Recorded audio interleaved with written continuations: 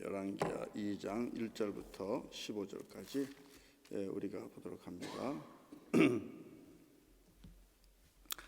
여호와께서 회오리 바람으로 엘리야를 하늘로 올리고자 하실 때에 엘리야가 엘리사와 더불어 길갈에서 나가더니 엘리야가 엘리사에게 이르되 청하건대 너는 여기 머물라 여호와께서 나를 베델로 보내시느니라 하니 엘리사가 이르되 여호와께서 살아계심과 당신의 영혼이 살아있음을 두고 맹세하노니 내가 당신을 떠나지 아니하겠나이다 하는지라.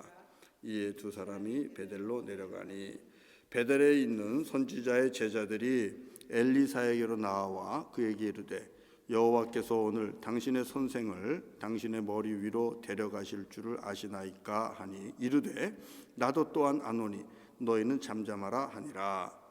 엘리야가 그에게 이르되 엘리야야 청하건대 너는 여기 머물라 여호와께서 나를 여리고로 보내시느니라.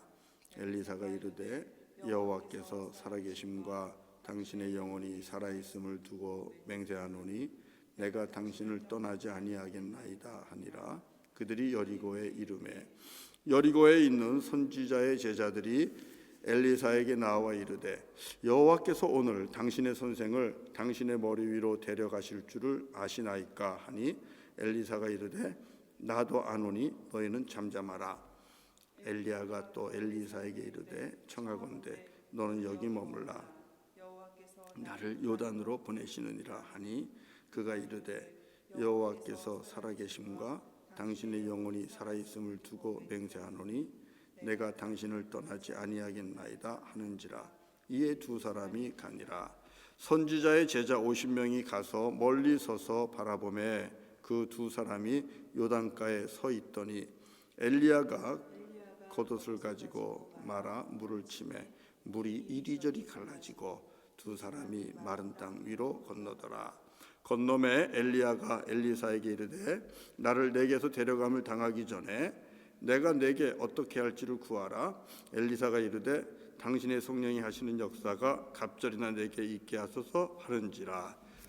어려운 일을 구하는도다. 그러나 나를 내게서 데려가시는 것을 내가 보면 그 일이 내게 이루어지려니와 그렇지 아니하면 이루어지지 아니하리라 하고 두 사람이 길을 가며 말하더니 불수레와 불말들이 두 사람을 갈라놓고 엘리야가 회오리 바람으로 하늘로 올라가더라. 엘리사가 보고 소리 지르되 내 아버지여 내 아버지여 이스라엘의 병거와 그 마병이여 하더니 다시 보이지 아니하는지라. 이에 엘리사가 자기의 옷을 잡아 둘로 찢고 엘리야의 몸에서 떨어진 겉옷을 주워 가지고 돌아와 요단 언덕에 서서 엘리야의 몸에서 떨어진 그의 겉옷을 가지고 물을 치며 이르되 엘리야의 하나님 여호와는 어디 계시니까 하고 그도 물을 치매 물이 이리저리 갈라지고 엘리사가 건너니라. 우리 다 같이 15절 시작. 맞은편 여리고에 있는 선지자의 제자들이 그를 보며 말하기를 엘리야의 성령이 하시는 역사가 엘리사 위에 머물렀다 하고 가서 그에게로 나아가 땅에 엎드려 그에게 경배하고. 아멘 아멘. 주께서 주시는 말씀입니다. 이 말씀을 가지고 오늘도 은혜를 나누려고 합니다. 여러분 그 세 가지 소원이라는 이야기 잘 아시죠? 착한 나무꾼 부부가 있는데 어느 날 천사가 나타나서 그 부부에게 세 가지 소원을 말하면 내가 이루어주겠다 이렇게 얘기를 했다고 하죠. 그래서 부부가 고민을 합니다. 세 가지 소원, 내가 정말 무엇을 말해야 할까? 그렇게 열심히 고민하다 보니까 시간이 많이 지나갔어요. 그래서 그 아내가 그렇게 얘기했다 그러죠. 아우 배가 고픈데 소시지나 먹었으면 좋겠다. 그러니까 소시지가 딱 테이블에 나타났다 그러잖아요. 세 가지 소원 중에 하나 쓴 거예요. 그러니까 이것을 알고 남편이 화가 난 겁니다. 그래가지고 우리가 잘 아는 대로 이 옆편 내 코에 소시지나 붙어버려라. 그렇게 남편이 얘기를 했다 그래요. 그랬더니 소시지가 아내의 코에 딱 달라붙었다고 얘기하잖아요. 아무리 잡아 떼려고 해도 떼어지지 않아요. 그래 어떡하겠어요. 이제 한 가지 소원 남았는데 그래서 그 한 가지 소원이 뭡니까? 아내 코에서 달라붙은 소시지가 떨어지는 겁니다. 그 소시지가 떨어졌어요. 그래서 세 가지 소원이 다 끝나고 말았다는 그런 얘기가 있어요. 그래서 무엇을 구할지, 정말 필요한 것이 무엇인지를 늘 생각을 하고 준비하는 것이 그게 지혜다. 그런 얘기를 주고 있는데, 여러분 그거 아시죠? 우리 하나님께서는 우리에게 늘 이 소원을 말하라고 이야기합니다. 우리에게 소원을 이야기하라고 주님은 늘 얘기하고 계셔요. 여러분 누가복음 11장 9절을 한번 보실래요? 누가복음 11장 9절 같이 한번 찾아서 읽어보겠습니다. 누가복음 11장 9절입니다. 9절과 10절을 읽겠습니다. 9절과 10절 시작. 내가 또 너희에게 이르노니 구하라 그러면 너희에게 주실 것이요 찾으라 그러면 찾아낼 것이요 문을 두드리라 그러면 너희에게 열릴 것이니 구하는 이마다 받을 것이요 찾는 이는 찾아낼 것이요 두드리는 이에게는 열릴 것이니라. 여러분 이 누가복음 11장 9절 말씀이 뭐예요? 구하라 찾으라 두드리라. 구하라 찾으라 두드리라. 그래서 한꺼번에 붙여서 에스크라고 얘기해요. A는 에스크, S는 seek, 그 다음에 K는 knock. 그래서 에스크 그렇게 얘기를 하거든요. 무슨 뜻입니까? 주님께서 구하라는 거예요. 소원을 말해보라는 것입니다. 그 소원을 말하면 들어주시겠다고 말씀하고 계시다는 것입니다. 그래서 우리가 하나님 앞에 늘 기도하는 삶, 소원을 이야기하는 삶을 우리가 살아야 돼요. 우리가 왜 응답받지 못할까? 가장 중요한 그 대답은 기도하지 않기 때문에 우리가 응답받지 못하는 거예요. 얻지 못하는 것도 기도하지 않기 때문에 얻지 못하는 것이 많아요. 야고보 사도가 그렇게 이야기하지 않았습니까? 그래서 우리는 예수님께서 말씀하신 것처럼 구하고 찾고 두드리는데 열심을 내야 됩니다. 그러나 여러분 우리가 구하고 찾고 두드릴 때에 여기에도 원칙이 있어요. 하나님께서 기뻐하는 것을 구해야 돼요.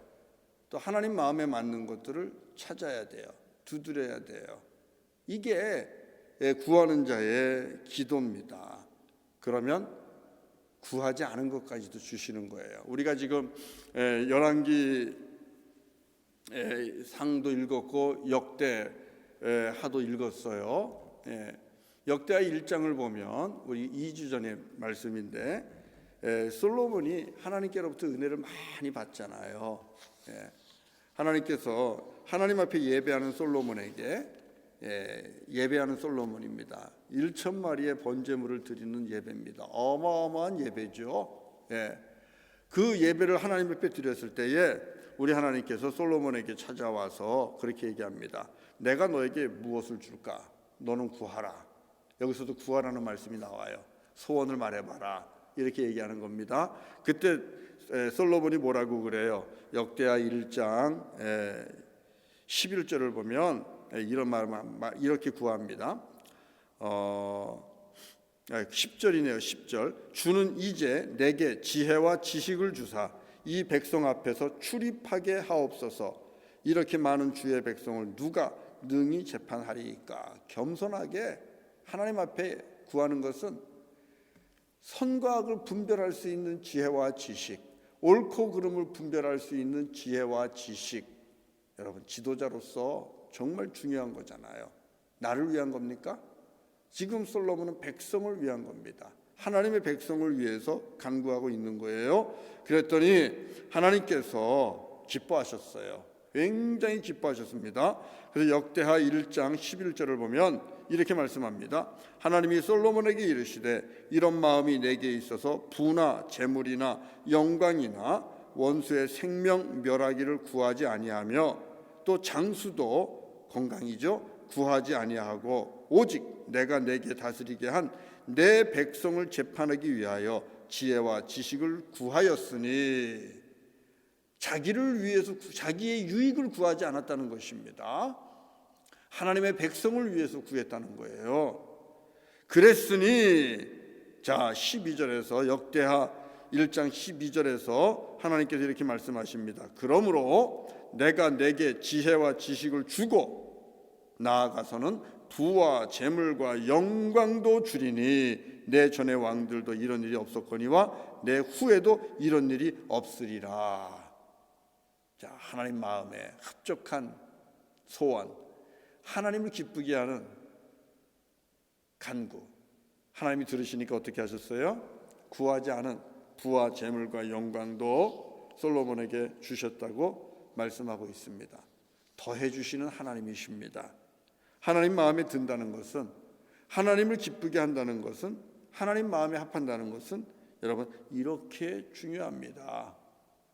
우리 에녹도 마찬가지입니다. 에녹도 보면 아버지 하나님과 늘 동행했다 그래요. 믿음으로 동행했다 그래요. 그 믿음을 보고 우리 하나님께서 주신 은혜가 뭡니까? 죽음을 보지 않고 하나님의 품에 안기는 거잖아요.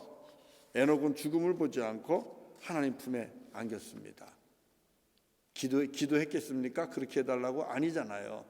믿음으로 하나님과 동행했을 뿐입니다. 그런데 그것이 하나님 보시기에 기뻤습니다. 그랬더니 하나님께서 구하지 않은 놀라운 은혜를 에녹에게 주셨습니다.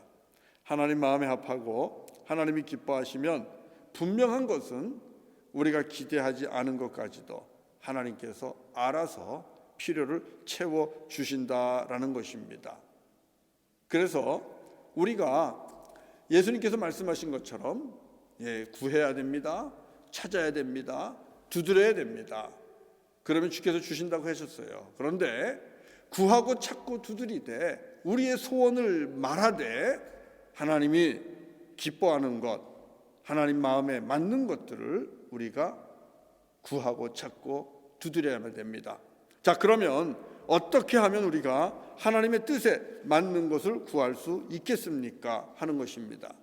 그것은 우리가 예수 그리스도와 온전하게 하나 되도록 힘써야 됩니다. 주님과 하나가 되면 하나가 될수록 우리는 주님이 기뻐하는 기도의 소원을 말하게 됩니다.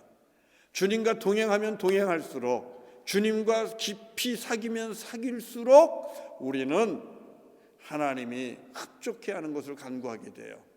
하나님이 기대하는 것을 기도하게 돼요. 하나님이 원하시는 것을 찾게 됩니다. 그러면 들어주시는 거예요. 여러분, 주님을 알면 우리가 주님의 뜻에 맞는 것을 찾지 않겠습니까? 우리가 사귐이 깊어지면 상대방이 무엇을 원하는지 우리가 조금씩 알게 되지 않겠습니까?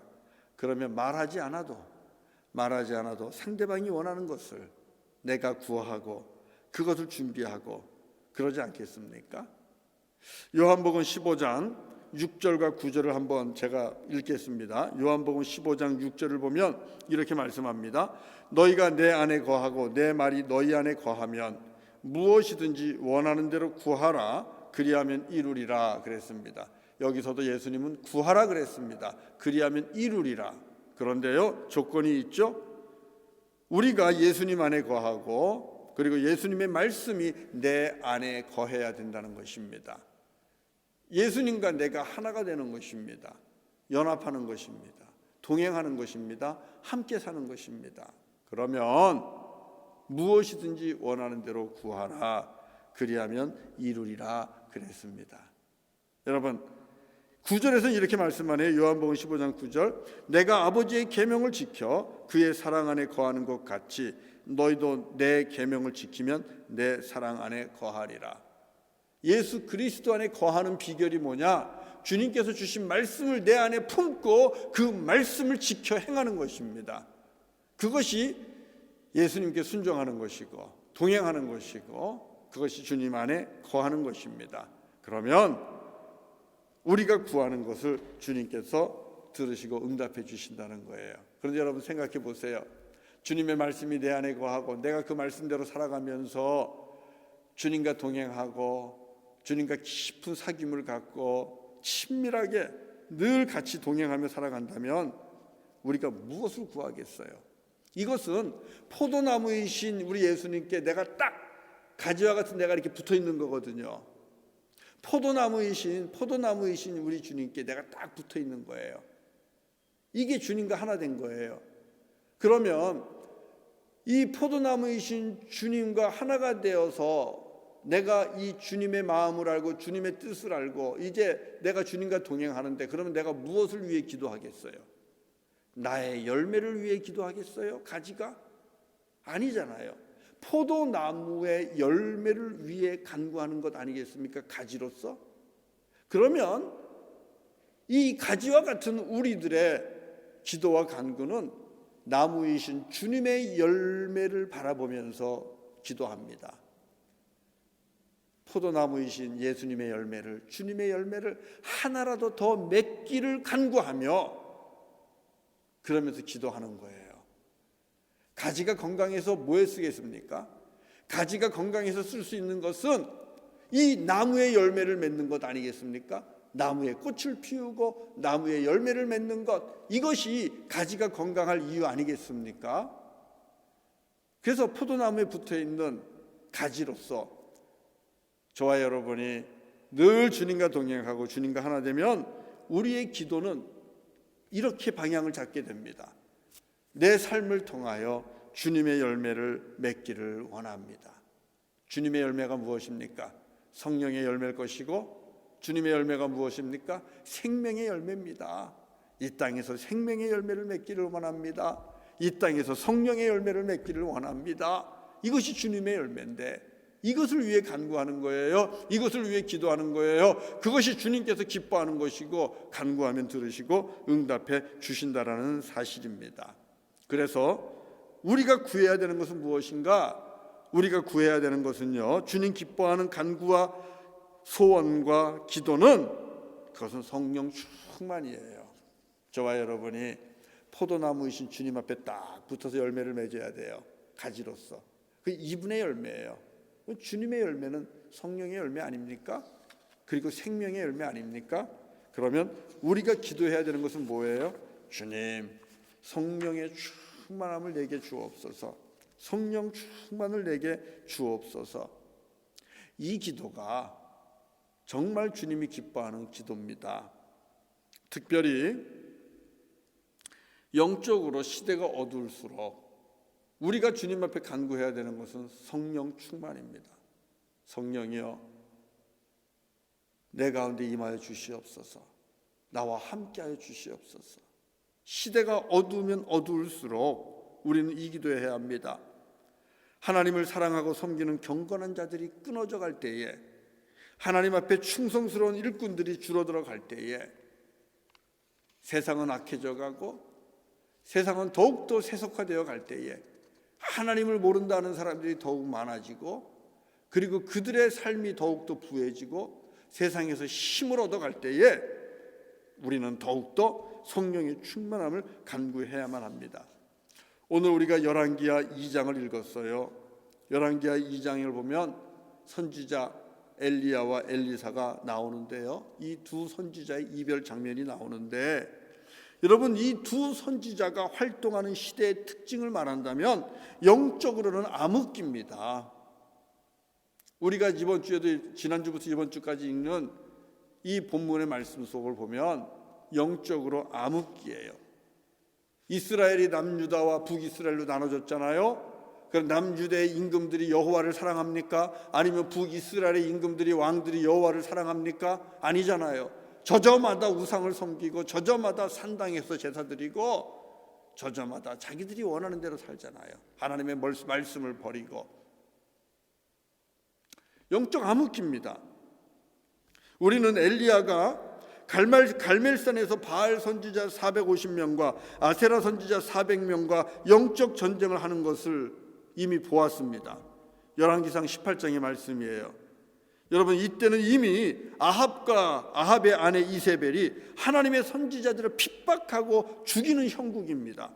그래서 선지자들이 다 어떻게 해요? 숨습니다. 그러니까 아합을 섬기는 이 오바다라는 신하가 선지자 50명씩을 숨겨주잖아요. 굴 속에. 하나님의 백성, 하나님의 일꾼들이, 하나님의 사람들이 땅 속으로, 굴 속으로 숨어 들어가서 핍박과 박해를 피하면서 살아가야 되는 영적 암흑기입니다. 하나님의 사람으로 사는 것이 얼마나 힘들었으면 그 갈멜산에서 850인의 우상을 섬기는 선지자들과 싸우고 승리한 이 엘리야조차도 이세벨이 죽여버리겠다고 하니까 도망가다가 지쳐서 하나님 앞에 그렇게 얘기하잖아요. 하나님, 나 충분합니다. 더 이상 못하겠으니까 주님, 나 불러주세요. 이렇게 이야기하잖아요. 믿음으로 사는 것이 정말 어려운 시기였습니다. 엘리야와 엘리사의 시대는 하나님을 섬기는 믿음으로 사는 것이 정말 어려운 시대예요. 어찌 보면 땅이 완전히 메마른 상태입니다. 그러나 땅이 바짝바짝 메말라서 위에 생수가 없지만 엘리야, 엘리사, 그리고 하나님이 준비해 두신 7,000명의 선지자, 이들은 무엇을 의미합니까? 땅 밑을 흐르고 있는 샘과 같은 사람들이에요. 겉으로는 땅이 메말랐어요. 겉으로는 어떤 열매도 없어요. 거칠어요. 그러나 그 땅 밑으로 세밀하게 흐르는 이 영적 지류, 영적인 샘이 있는데 그들이 바로 엘리야, 엘리사, 그리고 주님이 준비하신 7천의 선지자들입니다. 역대하 16장 7절부터 10절을 봐도 선지자들이 어떻게 대접받는지 알 수 있어요. 역대하 16장 7절부터 10절을 보면 선지자 하나니가 유다 왕 아사, 우리 지난 주일날 나눈 말씀인데 나왔던 왕인데, 이 아사가 나이 먹으면서 믿음의 변화가 와요. 실족하게 됩니다. 이 유다 왕 아사가 하나님을 의지하지 않게 되는 거예요. 그러니까 하나니가 유다 왕 아사에게 왜 하나님을 의지하지 않냐고 그러면서 책망을 합니다. 말씀을 대언합니다. 그랬다가 어떻게 돼요? 이 하나니가 그만 옥에 갇히는 신세가 되고 말아요. 아사 왕이 하나님의 말씀을 대언하니까 이 마음이 뒤틀려서 이 하나니를 그냥 옥에 가두어 버리는 거예요. 선지자들 그렇게 대접했어요. 또 역대하 18장 22절부터 26절을 보면 선지자 미가야가 아합 왕의 재앙을 또 예언합니다. 그랬더니 이것 또한 듣기 싫으니까 아합 왕이 이 선지자 미가야를 옥에 가둡니다. 옥에 가두면서 뭐라고 얘기하냐면 고난의 떡과 고난의 물을 먹게 될 것이다, 그렇게 얘기해요. 고난의 떡과 고난의 물을 먹게 될 것이다. 이게 역대하 18장 22절부터 26절에 나오는데, 여러분, 이게 선지자들의 상황을 대변하는 상징적인 말씀이에요. 우리가 읽은 말씀을 보면 하나님의 사람들, 하나님의 선지자들은 모두가 다 고난의 떡과 고난의 물을 먹으면서 믿음을 지킨 겁니다. 쉽지 않았죠. 어려웠죠. 그러면서 왕에게 듣기 좋은 말만 하는 거짓 선지자들의 시대가 되어 버렸습니다. 엘리야도 엘리사도 그런 시대의 선지자입니다.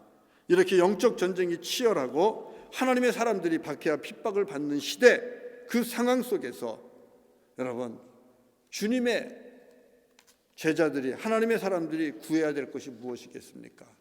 부귀영화겠습니까? 재물이겠습니까? 아니, 그렇지 않아요. 하나님이 어두운 시대를 이겨내고 견뎌낼 수 있으려면은 성령 충만해야 됩니다. 이 시대를 이길 수 있도록, 이 시대를 견딜 수 있도록, 그리고 버틸 수 있도록, 또 주님의 영광을 나타낼 수 있도록 간구해야 되는 게 무엇이겠습니까? 성령입니다. 성령. 그래서요, 우리가 오늘 읽은 말씀 열왕기하 2장 9절을 보면 엘리야가 엘리사에게 말하죠. 이제 하나님이 나를 데리고 갈 텐데, 내가 하나님 앞에 갈 텐데 내가 너에게 무엇을 해주면 좋겠냐, 이렇게 묻습니다. 그러니까 엘리사가 뭐라고 얘기해요? 성령이 하시는 역사가 갑절이나 내게 있으면 좋겠습니다. 여러분, 우리 열왕기하 2장 9절을 같이 한번 다시 읽어보죠. 열왕기하 2장 9절입니다. 다 같이 읽겠습니다. 시작. 건너매 엘리야가 엘리사에게 이르되 나를 내게서 데려감을 당하기 전에 내가 내게 어떻게 할지를 구하라. 엘리사가 이르되 당신의 성령이 하시는 역사가 갑절이나 내게 있게 하소서 하는지라 그럽니다. 이거 다른 말로 얘기하면 엘리야 스승님이, 엘리야 선생님이 받은 성령의 충만함에 갑절을 내가 받기를 원합니다. 성령의 능력을 내게 갑절이나 주시기를 원합니다. 성령으로 충만 또 충만하기를 원합니다. 엘리사는 여러분 그걸 구한 거예요. 그래서 어떻게 됐습니까? 엘리야가 하늘로 올라가고, 그리고 나서 엘리사는 이 간구대로 성령의 충만함을 받습니다. 그래서 엘리야의 겉옷을 가지고 엘리야가 물을 쳤을 때 요단물이 갈라진 것처럼 엘리사가 물을 치니까 14절에 보니까 엘리사가 물을 쳤을 때도 물이 갈라지는 거예요. 그리고 물을 마른 땅 걷듯이 마른 땅으로 건너갑니다. 성령의 능력이, 역사가 이 엘리사와 함께 했습니다. 그리고 저 맞은편에 여리고에 있는 선지자들도 이걸 다 봤어요. 그래서 15절에 보면 뭐라고 얘기합니까?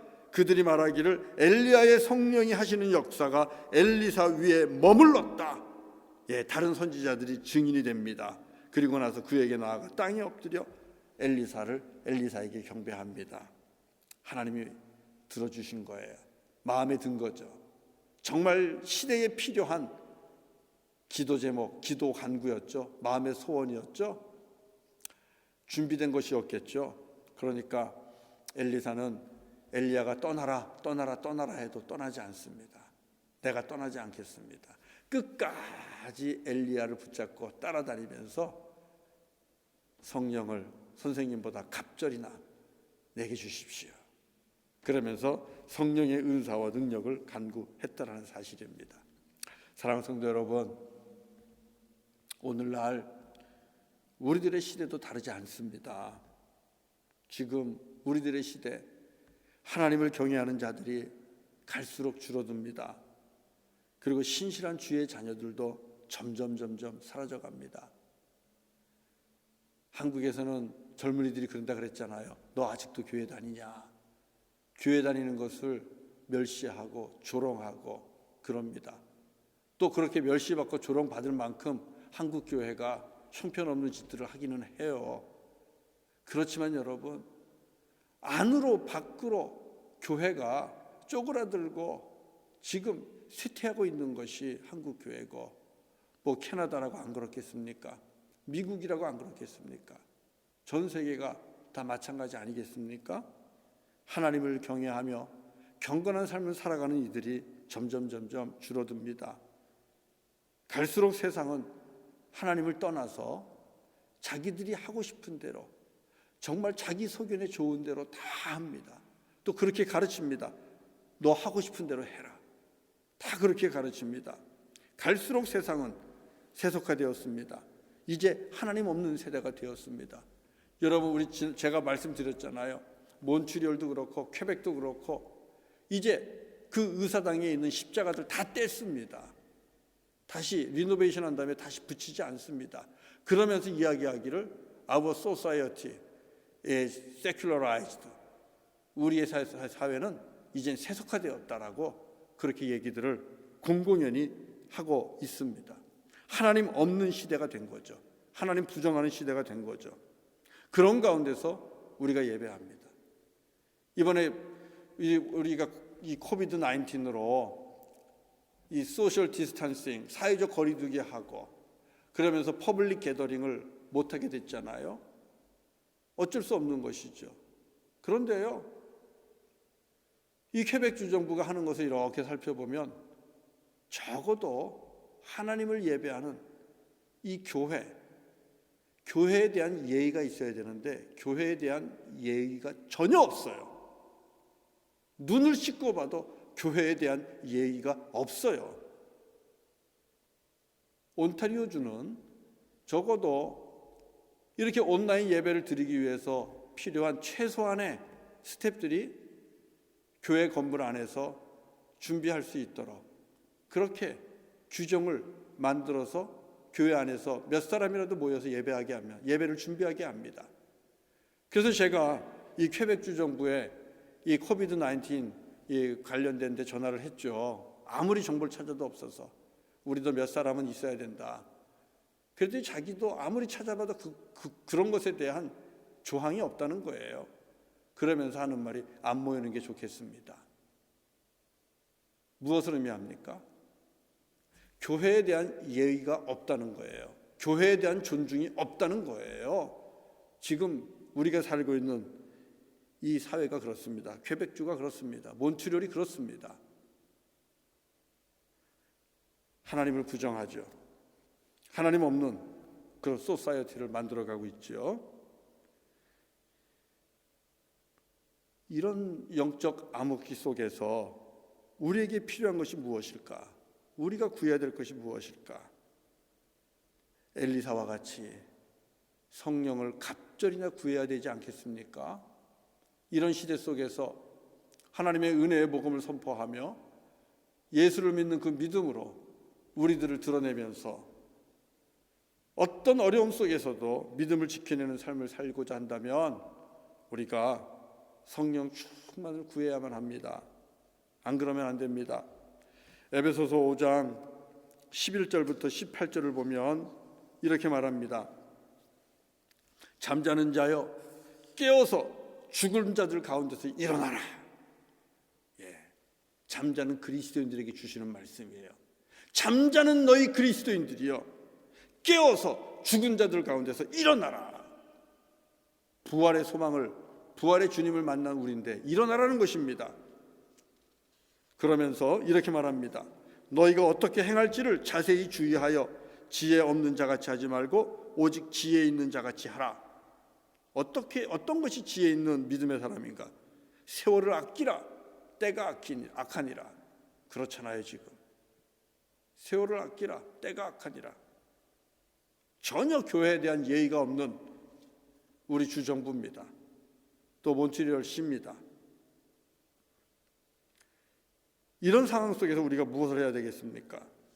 18절에서 이렇게 말씀합니다. 술 취하지 말라. 이는 방탕한 것이니. 그리고 오직 성령으로 충만함을 받아라. 오직 무엇으로 충만을 받으라고요? 오직 성령으로 충만함을 받으라. 여러분 이렇게 말씀하고 있습니다. 우리 그리스도인들이 에스겔이 보고 있는 것처럼 세상이 다 그러니까 우리도 그렇지 뭐 하면서 마른 뼈다귀처럼 생명 없는 그리스도인으로 있으면 안 됩니다. 생명 없는 그리스도인은 아무리 많아도 그건 부흥이 아니에요. 여러분 공동묘지 가보세요. 공동묘지 가면 날마다 부흥합니다. 우리 여기 목로얄 세메터리 가도 거긴 날마다 부흥합니다. 그러나 그 부흥의 주인공들은 누굽니까? 죽은 자들입니다. 마른 뼈는 아무리 부흥해도 그것은 부흥이 아닙니다. 마른 뼈에 생기가 들어가 그들이 연락하고 하나가 되어서 살아있는 큰 군대를 이루어야 그것이 진정한 부흥입니다. 마른 뼈와 같이 죽은 자가 되어서 누워있으면 안 됩니다. 영적 암흑기에 부활의 주님과 함께 일어나야 됩니다. 부활의 주님을 만난 자들은 부활의 주님과 함께 일어나서 성령 충만을 받아야 됩니다. 그래야 우리도 새 힘을 얻고 새 능력 받아서 이 세속화된 시대 속에서 경건을 지키고 하나님 앞에 충실함을 지키고 하나님을 예배하면서 하나님의 나라와 의를 구하면서 우리가 믿음을 지켜낼 수가 있습니다. 그래서 우리가 구할 것은 성령 충만입니다. 하나님 아버지께서 우리에게 주시고자 하는 것도 바로 이겁니다. 우리 누가복음 11장 9절부터 10절까지 읽었죠? 주님께서 뭐라 그랬습니까? 우리 누가복음 11장 여러분 다시 한번 읽어보실래요? 누가복음 11장 다시 갑니다. 이제 말씀 정리합니다. 누가복음 11장 9절부터 10절까지 다시 한번 읽어봅시다. 다시 읽겠습니다. 시작. 내가 또 너희에게 이르노니 구하라 그러면 너희에게 주실 것이요 찾으라 그러면 찾아낼 것이요 문을 두드리라 그러면 너희에게 열릴 것이니 구하는 이마다 받을 것이요 찾는 이마다 찾아낼 것이요 두드리는 이에게는 열릴 것이니라. 분명히 말씀하셨죠. 구하라. 너의 소원이 무엇이니? 물으시면서 구하고 찾고 두드리라고 말씀하십니다. 그러면서 자 뭐라고 말씀하십니까? 우리 11절부터 13절까지를 읽겠습니다. 11절부터 13절 누가복음 11장 시작. 너희 중에 아버지 된 자로서 누가 아들이 생선을 달라 하는데 생선 대신에 뱀을 주며 알을 달라 하는데 전갈을 주겠느냐? 너희가 악할지라도 좋은 것을 자식에게 줄 줄 알거든. 하물며 너희 하늘의 아버지께서 구하는 자에게 성령을 주시지 않겠느냐 하시니라. 여러분 이 말씀 무슨 뜻이에요? 육신의 아버지도 자식이 구하면 좋은 거 주시는데 하물며 하늘의 아버지께서 우리들에게 좋은 거 주시지 않겠느냐. 좋은 것이 생략됐어요. 대신에 좋은 거 주시지 않겠느냐를 생략하고 좋은 것 때문에 대신에 무엇이 들어갔어요? 좋은 것을 상징하는 성령이 들어갔습니다. 그래서 하늘 아버지께서 구하는 자에게 좋은 것 성령을 주시지 않겠느냐, 가장 좋은 것 성령을 주시지 않겠느냐, 이렇게 말씀하고 있다라는 사실입니다. 사랑하는 성도 여러분, 이 시대 속에서 주님이 우리에게 주시기를 원하는 것은 성령 하나님이십니다. 우리 예수님께서도 부활하시고 제자들에게 그렇게 얘기했어요. 위로부터 능력이 임할 때까지 너희들은 이 성에 머물러라, 기도해라 그랬습니다. 부활하신 주님께서 제자들을 찾아갔을 때 평안을 주고 나서 무슨 말씀하셨어요? 무엇을 받으라 그랬어요? 성령을 받아라. 주님께서 말씀하셨습니다. 그래서 부활의 주님을 만난 제자들은 오순절이 다가오기 전에 그들은 먼저 모여서 그들은 오로지 기도하면서 위로부터 능력이 임하기를 기다렸습니다. 사모했습니다. 그리고 마침내 오순절 마가의 다락방에 모여있는 그 제자들에게 주님 약속하신 대로 주의 영이 임했습니다. 머지않아 이제 곧 오순절 성령 강림절이 우리에게 찾아옵니다. 우리는 지금 부활하신 주님을 만난 가운데 부활하신 주님과 부활절과 성령 강림절 그 한가운데 지금 우리가 있습니다. 그런 주님께서 우리에게 말씀하시는 것이 무엇이겠습니까?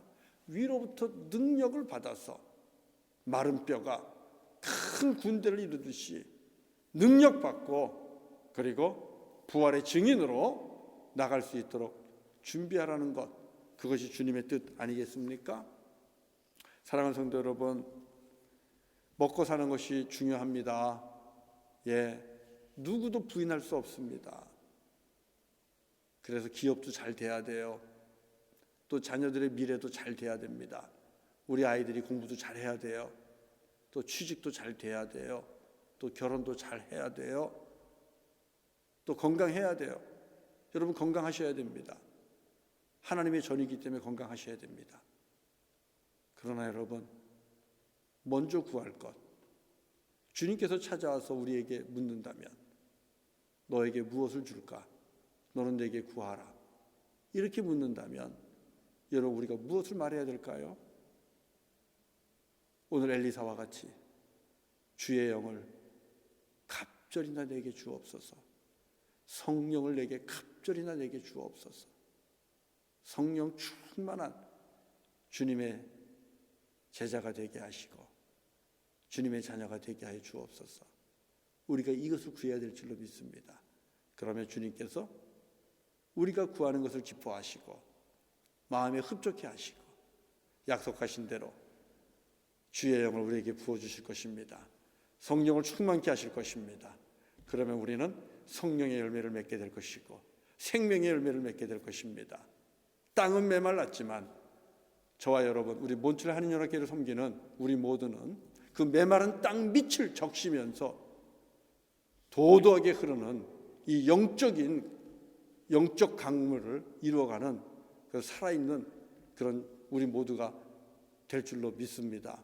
그리고 주님께서 우리가 구하지 않은 것까지도 필요할 때마다 공급해 주시고 채워 주실 줄로 믿습니다. 여러분 기도하십시오.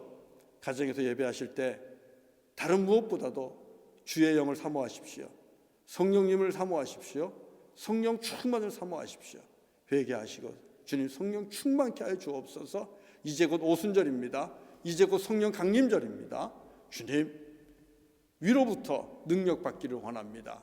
그래서 내가 내 삶은 변화되지 않지만 세상에서 담대하게 당당하게 우리 주님의 왕같은 제사장이 되어서 이 땅을 이기며 살기를 원합니다.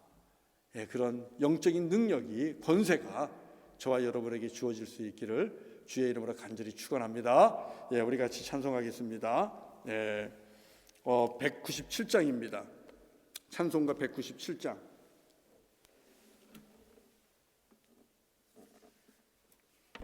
우리 은혜가 풍성한 하나님은 우리 찬양 같이 하고요.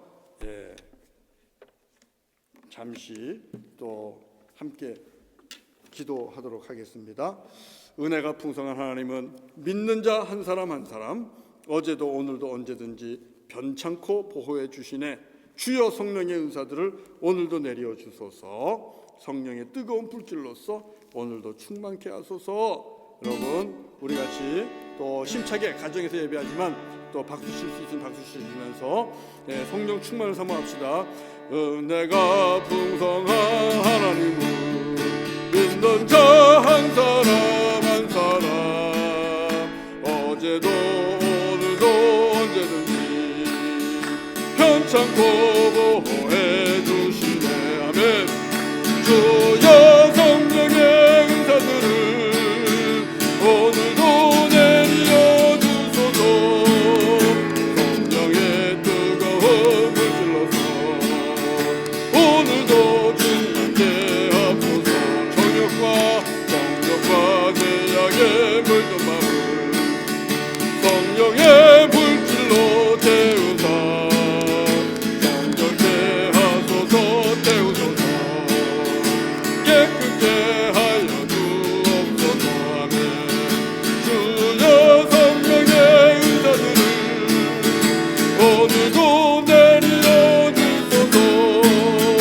성령의 뜨거운 불질로서 오늘도 충만케 하소서. 신세계 제물로 돌아가신 어린 양 우리 주 예수여 주석의 은혜를 내리라. 오늘도 구원해 주소서. 아멘. 주여 성령의 은사들을 오늘도 내려 주소서. 성령의 뜨거운 불질러서 오늘도 충만케 하소서. 주님의 기쁘신 은혜만을 세상에 널리 전하리니 하늘의 능력과 권세로서 오늘도 임하 주옵소서. 주여 성령의 은사들을 오늘도 내려 주소서. 성령의 뜨거운 불길로서 오늘도 충만케 하소서. 주여 성령의 은사들을 오늘도 내려 주소서. 성령의 뜨거운 불길로서 오늘도 충만케 하소서.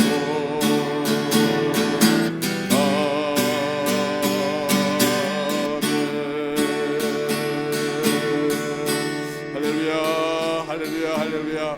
우리 다 같이 이 시간에 우리 합심해서 한번 기도하기를 원합니다. 다른 기도하지 마시고 주님 입으로만 예수 믿고 정말 아무 능력도 없는 경건의 모양만 있고 경건의 능력도 없는 마른 뼈와 같은 그런 누워있는 그리스도인이 되지 말게 하시고 성령 충만해서 부활의 주님과 함께 살아서 정말 주님의 나라와 의를 구하고 또 이 땅에서 주님의 은혜의 복음을 증거하며 또 성령의 열매 주렁주렁 맺고 생명의 열매 주렁주렁 맺는 살아있는 그리스도인, 주님의 놀라운 군대와 같은 그런 그리스도인 되게 하시고 우리 교회 되게 하여 주옵소서. 이거 위해서 기도하시고, 그리고 또 우리 하나님 앞에 기도할 때에 이 코비드 19 주님, 우리가 간구하오니 주의 십자가의 보혈로 몬트리올과 이 땅을 전체를 덮어주시고 우리를 용서하시고 속히 거두어 주시며 우리에게 주님 주시는 함께 모여 예배할 수 있는 은혜를 하나님 또 베풀어 주옵소서. 또 일터로 돌아갈 수 있는 은혜를 베풀어 주옵소서. 우리의 삶 속에 일상의 축복들을 하나님 허락하여 주옵소서. 위하여 기도하시기를 부탁을 드립니다. 오늘 또 우리 선교사님들을 위해서도 여러분 간구 같이 해주기를 부탁을 드립니다. 성령 충만을 위하여 같이 한번 우리 합심해서 잠시 기도합시다. 할렐루야. 거룩하신 여호와 아버지 하나님 감사합니다.